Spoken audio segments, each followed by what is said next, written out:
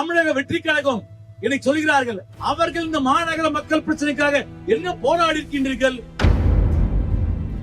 தெருவோர வியாபாரிகளுடைய வாழ்வாதார உரிமையை பாதுகாத்த இயக்கம் மார்க்சிஸ்ட் கம்யூனிஸ்ட் கட்சி என்பதை இங்கே சுட்டிக்காட்ட விரும்புகின்றோம். நீதிமன்றம் எதிரில் நீதி கேட்டு போராடிய இயக்கம் மார்க்சிஸ்ட் கம்யூனிஸ்ட் கட்சி என்பதை இங்கே பெருமையோடு சுட்டிக்காட்ட விரும்பும்.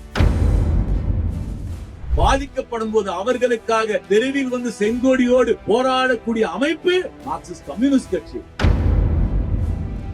அனைத்து இந்திய அண்ணா திராவிட முன்னேற்ற கழகம் சென்னை மாநகர மக்களுக்காக கடந்த 5 ஆண்டு காலத்தில் ஒரே ஒரு இயக்கம் நடத்தியுள்ளதா? சென்னை மாநகரம் என்பது உயர் சாதி உயர் வர்க்கத்தினுடைய இடமாக மாறிக்கொண்டிருக்கின்றது. பல்வேறு அடுக்குமாடி குடியிருப்புகள் வருகின்றன. வெஜிடேரியன் ஒன்லி பிளாட்ஸ் அதிகமாகிக் கொண்டு வருகின்றது. சென்னை மாநகரம் என்பது உழைக்கும் மக்களுக்கானது என்ற முழக்கத்தை மார்க்சிஸ்ட் கம்யூனிஸ்ட் கட்சி முன்னெடுத்து வருகின்றது. இந்த மாநகரம் உழைக்கும் மக்களுக்கானது. இந்து இஸ்லாம் கிறிஸ்துவர் ஒற்றுமைக்காக மார்க்சிஸ்ட் கட்சி போராடும். நாம் சென்னை மாநகரிலிருந்து விரட்டப்பட்ட மக்களுக்கு சென்னை மாநகரிலேயே குடியமர்த்த வேண்டும் என்று 2 ஆண்டு காலம் மார்க்சிஸ்ட் கம்யூனிஸ்ட் கட்சி முன்னெடுத்த போராட்டம் வெற்றி கொள்ளப்பட்டது என்பதை இங்கே பதிவு செய்ய விரும்புகின்றோம். குறிப்பாக ஒரு அரசு ஆணை என்பது மக்கள் அவர்கள் வீடுகளுக்கு பங்களிப்பு தொகை செலுத்த வேண்டும் என்ற போட்ட அரசாணையை மாற்றிய இயக்கம் செங்கோடி இயக்கம் என்பதை இங்கே பெருமையோடு பதிவு செய்ய விரும்புகின்றோம்.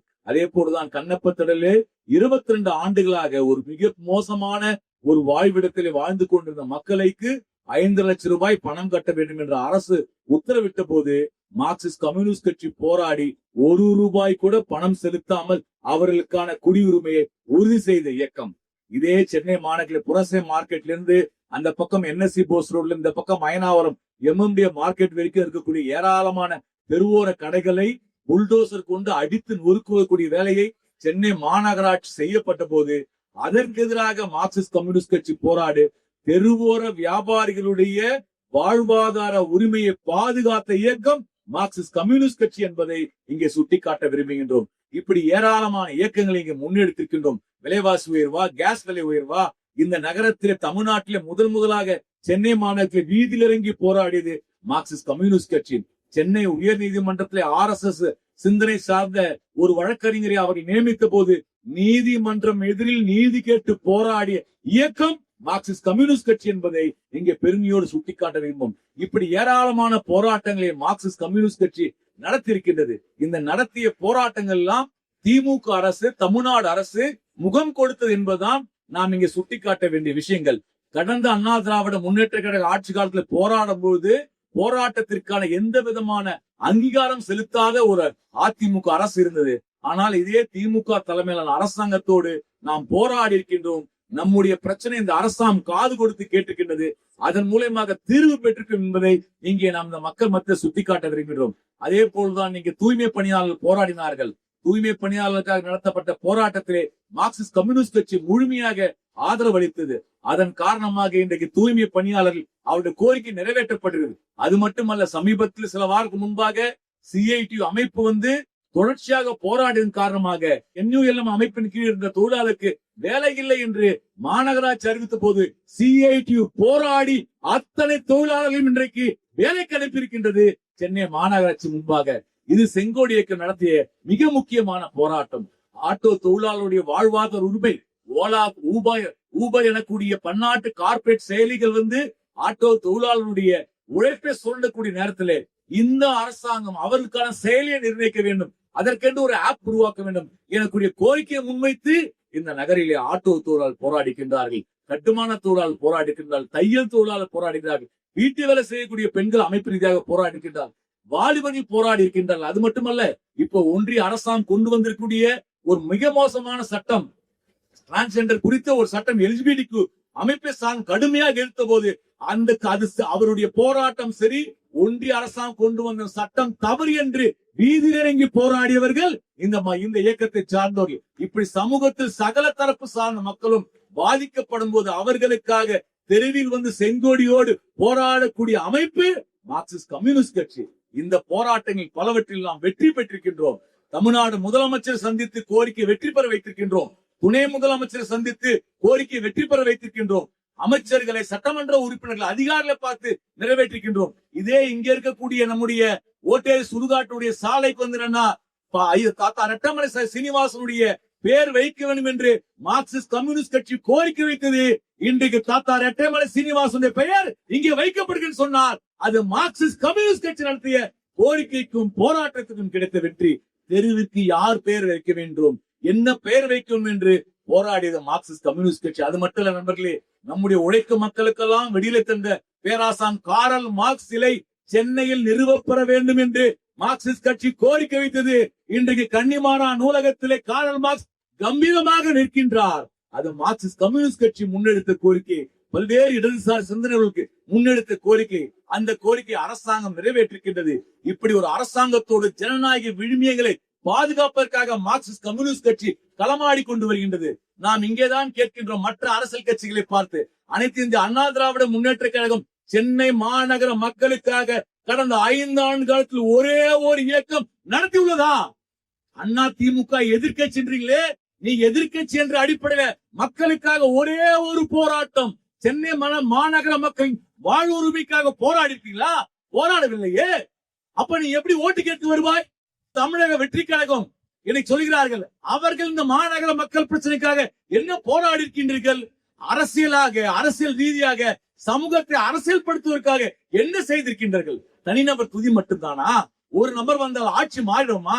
சமூகம் அரசியல்படுத்தப்பட வேண்டாமா? சமூகத்தை அரசியல் மயப்படுத்தி அதன் மூலமாக அரசோடு ஜனநாயக யுத்தம் நடத்துவதுதான் அரசியல் கட்சிகள் வேலை. அதைதான் மார்க்சிஸ்ட் கம்யூனிஸ்ட் கட்சி இங்கே முன்னெடுத்திருக்கின்றது.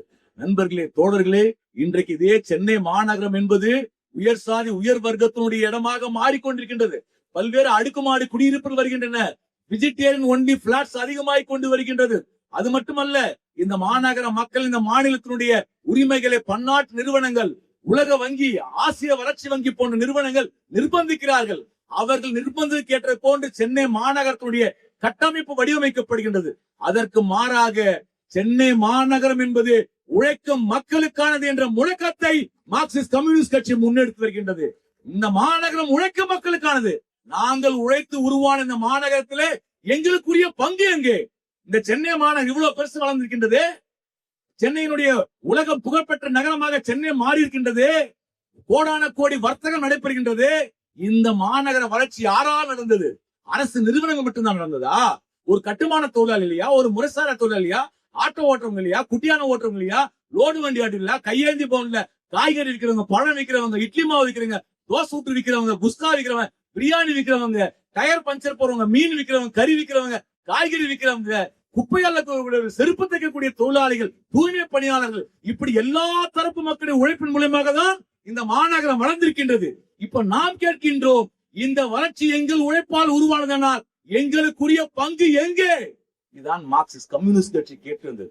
உழைப்பாளர்களால் உருவான இந்த நகரத்துல உழைப்பையும் முதலீட்டையும் கொடுத்து வளர்ந்த இந்த நகரத்துல உழைப்பாளருடைய பங்கு எங்கே? அதான் உழைப்பாளனுடைய உரிமை பொதுக்கூட்டத்தினுடைய அடிநாதம். அதை தான் நாம் கேட்க வேண்டும். உழைக்கும் மக்கள் அரசியல்மயப்படுத்தப்பட வேண்டும். ஆனால் இங்க இருக்கக்கூடிய பாஜக மத அடிப்படையில் சிறுபான்மைக்கு எதிராக, குறிப்பாக இஸ்லாமியருக்கும் கிறிஸ்துவருக்கு எதிராக மத வெறியை தூண்டிக் கொண்டிருக்கின்றார்கள். நண்பர்களே, தோழர்கள், நாங்கள் உறுதியாக சொல்கின்றோம், இந்த மேடையில் இந்த மார்க்சிஸ்ட் கம்யூனிஸ்ட் கட்சி சொல்கிறது, என்ன விலை கொடுத்தாலும் மத நல்லிணக்கத்தை மார்க்சிஸ்ட் கம்யூனிஸ்ட் கட்சி பாதுகாப்போம், மக்கள் ஒற்றுமையை முன்னெடுப்போம். இதுதான் மார்க்சிஸ்ட் கட்சியின் அடிப்படை. இந்து, இஸ்லாம், கிறிஸ்துவர் ஒற்றுமைக்காக மார்க்சிஸ்ட் கட்சி போராடும். மத நல்லிணக்கம் இருந்தால்தான் சமூகம் அமைதியாக இயங்கும். அவருடைய வாழ்க்கையை நாம் வாழ முடியும். எனவே சமூக நல்லிணக்கத்திற்காக மார்க்சிஸ்ட் கம்யூனிஸ்ட் கட்சி போராடும். அதே போன்று சாதி அடிப்படையில ஒடுக்கப்பட்ட பிற்படுத்தப்பட்ட மக்களை மனுவாத கோட்பாடு அடிப்படையில் உரித்தெடுத்துக் கொண்டிருக்கின்றார்கள். இன்றைக்கு இருக்கக்கூடிய பிராமணிய கருத்தில் அடிப்படையில் இன்றைக்கு ஏற்றத்தாழ்வு நிலைநிறுத்திருக்கிறார்கள். ஒடுக்கப்பட்ட சாதியை சார்ந்தவர்கள் இன்றைக்கு வெட்டி கொள்ளப்படுகிறார்கள். இந்த சாதி ஒடுக்குமுறைக்கு எதிராக தந்தை பெரியார் முன்னெடுத்த பகுத்தறிவு கருத்தை மார்க்சிஸ்ட் கம்யூனிஸ்ட் கட்சி முன்னெடுக்கும். ஏனென்றால் சாதி ஒடுக்குமுறை என்பது அனுமதிக்க முடியாது. பேராசான், கிட்டத்தட்ட அறிவு ஆசான் அம்பேத்கர் அவர்கள் முன்மொழிந்த சாதி ஒழிப்பு என்ற கருத்தியலை கட்சியின் திட்டத்தில் வைத்து செயல்படக்கூடிய கட்சி மார்க்சிஸ்ட் கம்யூனிஸ்ட் கட்சி என்பதை இங்கே பெருமையோடு சுட்டிக்காட்ட விரும்புகின்றோம். அதே போன்று இன்றைக்கு நண்பர்களே, இந்த மாநகர மக்களை பாலியல் சுரண்டல், பாலியல் ஒடுக்குமுறை, பாலியல் வல்லூர், பாலியல் அடிப்படையில நீங்கள் நடக்கக்கூடிய ஒடுக்குமுறைக்கு எதிராக பாலியல் சமத்துவத்தை தன் கட்சி அணிகளுக்கும் போதிக்கக்கூடிய இயக்கம் மார்க்சிஸ்ட் கம்யூனிஸ்ட் கட்சி என்பதை இங்கே பெருமையோடு சுட்டிக் கொள்கிறோம். ஆண் பெண் சமத்துவத்தை சமூகத்தில் மட்டுமல்ல, கட்சியிலும் கம்யூனிஸ்ட் உறுப்பினர் என்ற அடிப்படையிலும் தனிநபராகவும் செயல்பட வேண்டும் என்று வளர்த்தெடுக்கக்கூடிய இயக்கம் மார்க்சிஸ்ட் கம்யூனிஸ்ட் கட்சி. இப்படி பல்வேறு வகையில செயலாற்றக்கூடிய மார்க்சிஸ்ட் கம்யூனிஸ்ட் கட்சி கடந்த 40 நாட்களாக சென்னை மாநகரத்தில் நாம் வசூலிக்கப்பட்ட நிதியை நம்ம பெற்றுக்கொண்டு தோழர் பிருந்தா அவர்கள் உரையாற்றிருக்கின்றார்கள். இங்கே மிக சிறப்பாக எழுச்சியோடு மிக வண்ணமயமாக இங்கே உழைக்கும் மக்களின் உரிமை என்பது அழகியல் சார்ந்தது. எங்கள் அழகு என்ன என்று இங்கே வந்து பார். உழைப்பாளியுடைய அழகு என்ன என்றால் இதுதான், உரிமையை கேட்பதுதான் உழைப்பாளன் அழகு. எனவேதான் உழைப்பாளன் உரிமை முழக்க கூட்டம் என்ற அடிப்படையில் நாம் தீர்மானித்தோம்.